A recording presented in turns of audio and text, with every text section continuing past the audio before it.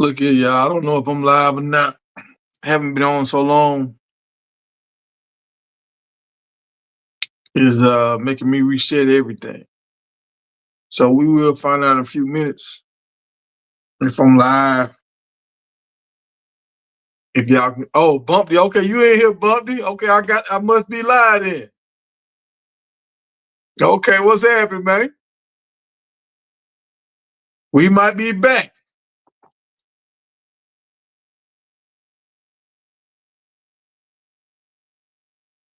Oh, I'm trying to see if some people jump in. Bumpy, you the only person in the room. Let me see if we get some people in the room tonight, man. Oh, we got Diggs in the room. Okay, all right. So I might got the crew back in here. Uh,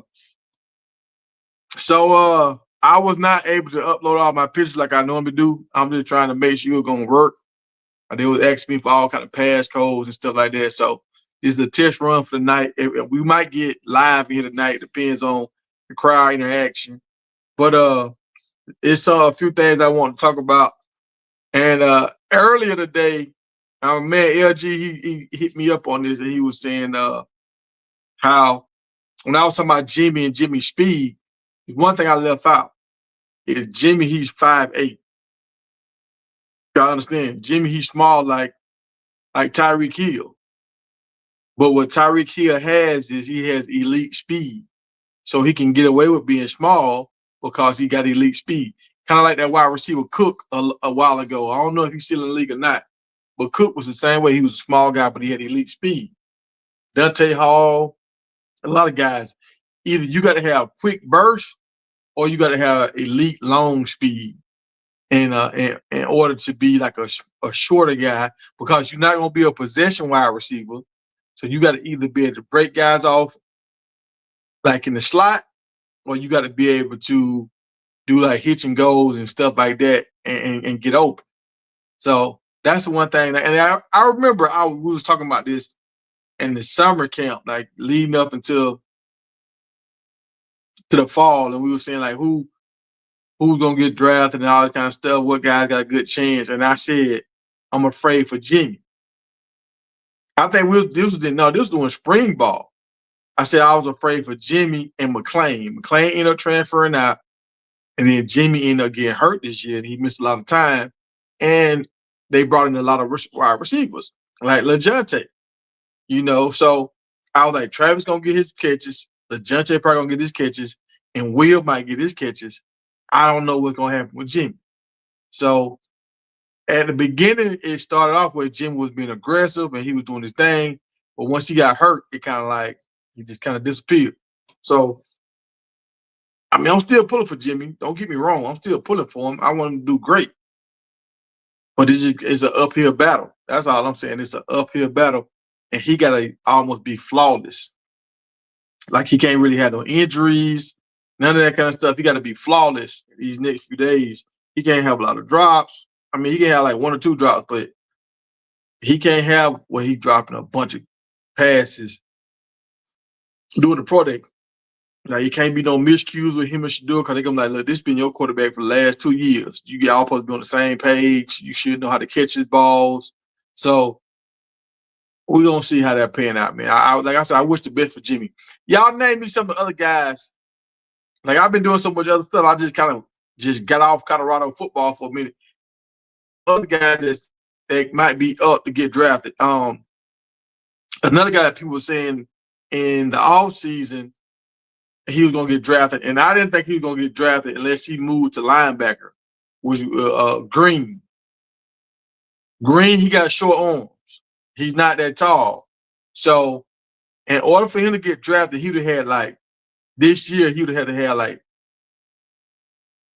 12 or 15 sacks. If he would have did that, now he would have had a show no shot. But when he got out to a slow start, and I didn't like the fact how they moved him inside on pass rushing now, they moved him inside like at a D tackle position. I didn't like that. But that's another guy that we thought that could have got drafted, but he was just too small. Like same thing with Jimmy, too small. So you're trying to use his quickness and it just didn't pan out the way we wanted to. Now, if he'd played linebacker, I think you got something. Another guy who I thought was going to get drafted that's staying in college and he transferred out was Hill Green. I thought Hill Green was going to get drafted, but he went to Alabama. So that's another guy that I had on my board that was going to get drafted. And the defensive end, Hayes. I thought Hayes was going to get drafted. Again, another player. He going back to college. So those are like the three other guys. And then you had Shiloh. Those were the guys I thought was going to get drafted. So Will didn't get an invite. Shiloh didn't get an invite. You got two guys that went back to college, and Green didn't get an invite. So those were the guys right there. I don't know if it's anybody else. Oh, Bentley, but I didn't think Bentley was gonna get drafted. Like y'all know I was strong on that the whole time. I was saying like Bentley. To me, he had some more stuff he had to improve on. Like I think Bentley, like a lot of college players, where you go, you have fun, like you got the body and stuff, and you got a dream of going to the league, but really, you might as well just start focusing on your career after football. Like, cause he got a business mind, so he can probably end up making way more money if he focused on business than trying to chase a football dream. Mm-hmm. So what else going on besides Marshall Faulk? That was one of the biggest wins. I hated that we lost Holtz. Was Lou Holtz? Is it Lou Holtz? But the offensive line coach. I hate that we lost him to. I think we lost him to Southern Miss, I think, or Mississippi State. But we got Marshall Faulk.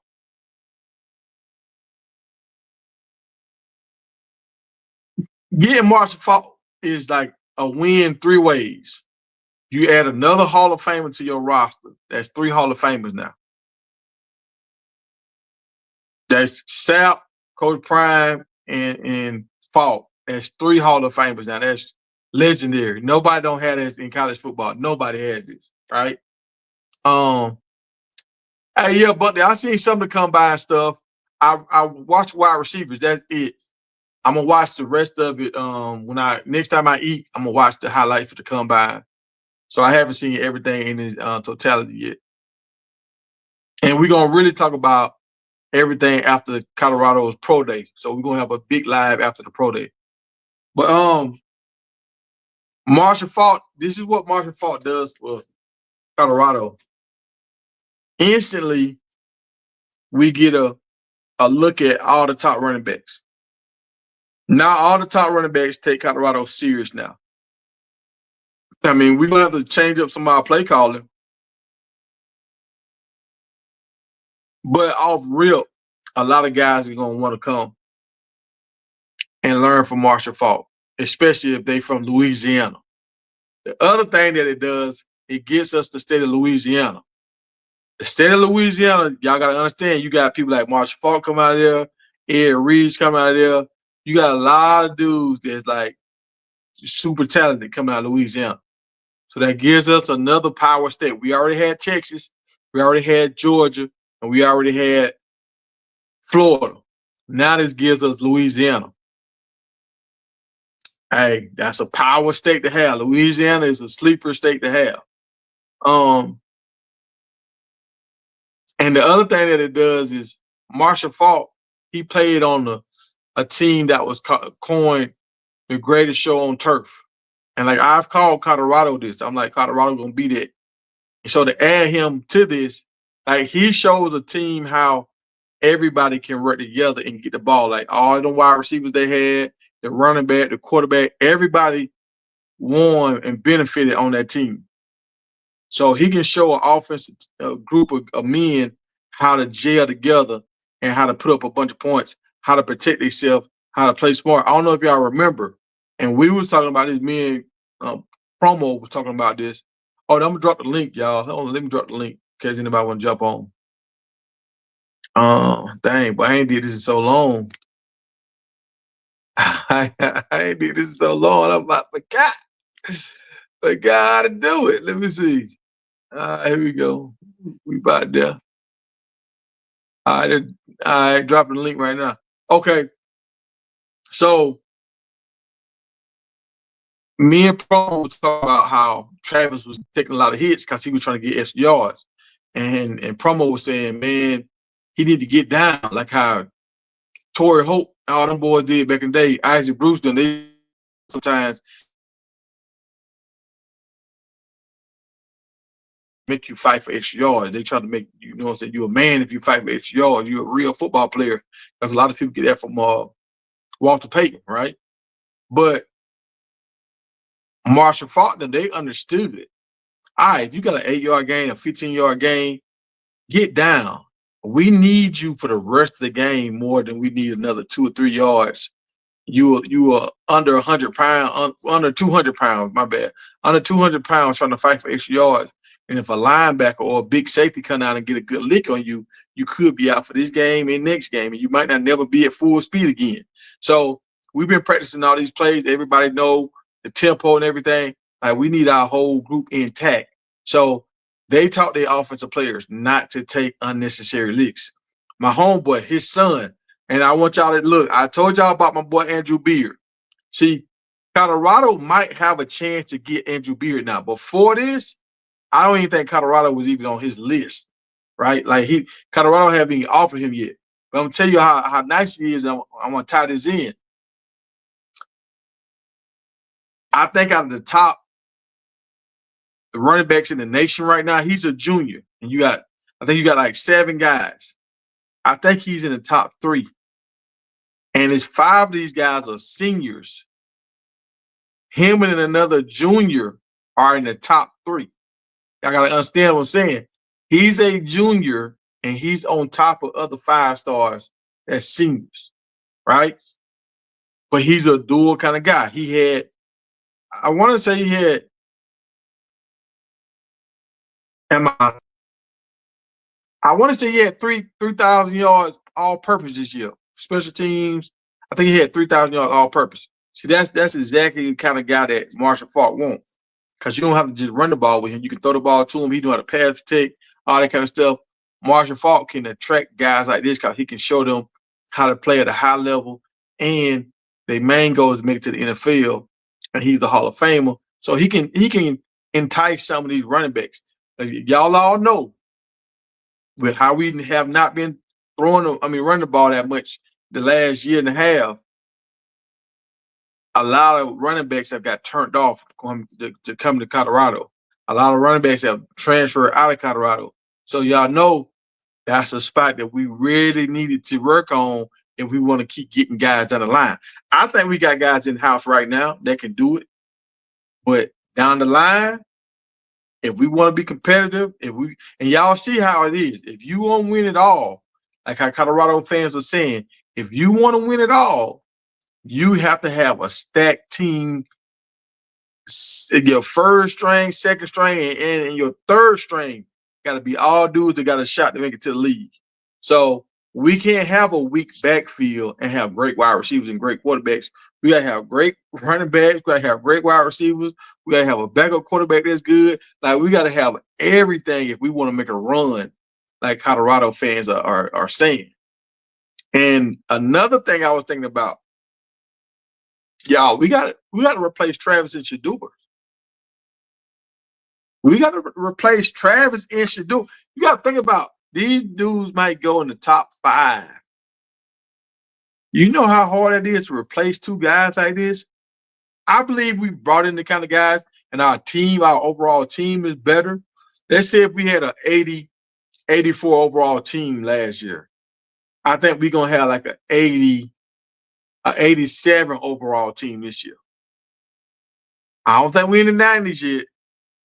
But once this freshman class become sophomores and the freshmen that we play like Miller and all these boys, when they become juniors, I think our roster might be a 90 roster then. We might have a 90 roster where we can compete with the SEC teams and stuff like that. But these offensive line we brought in this year, they solid.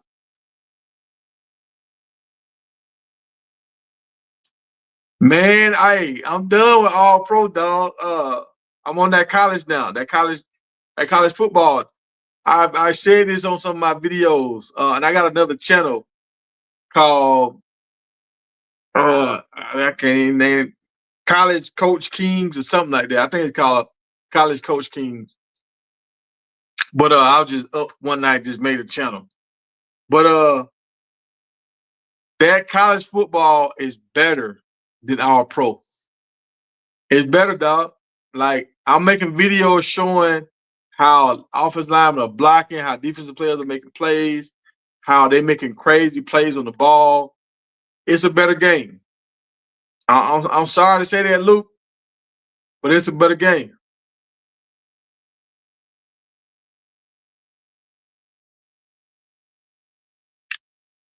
It's a better game, man. Try it. Don't play people online. Try to do a dynasty mode. If you do a dynasty mode, I think you'll enjoy it. Like, look, I had to stop. I had to stop playing it. My hands were starting to hurt playing it so much. At nighttime, I come in here, I'll start playing around about 8 o'clock, 9 o'clock, and play 2 in the morning.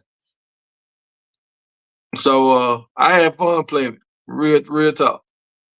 And the gameplay realistically too. Because like I realized why I don't like playing with Colorado. Because it's frustrating to play with Colorado. Because the offensive line is frustrating. Hey, you got to make your read so fast with Shadua. It's like crazy. And no, I just wish if Shadua would have had a crazy offensive line. Do y'all understand what kind of records this dude would have broke? If Shadua would have had like a Georgia or Alabama offensive line, dog, Shadua would have broke so many records.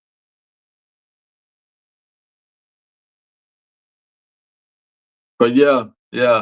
I don't even play All Pro no more, bro. It's so old now. It's too clunky now. I don't know what happened to the crew, man. I thought some of the boys were gonna jump on.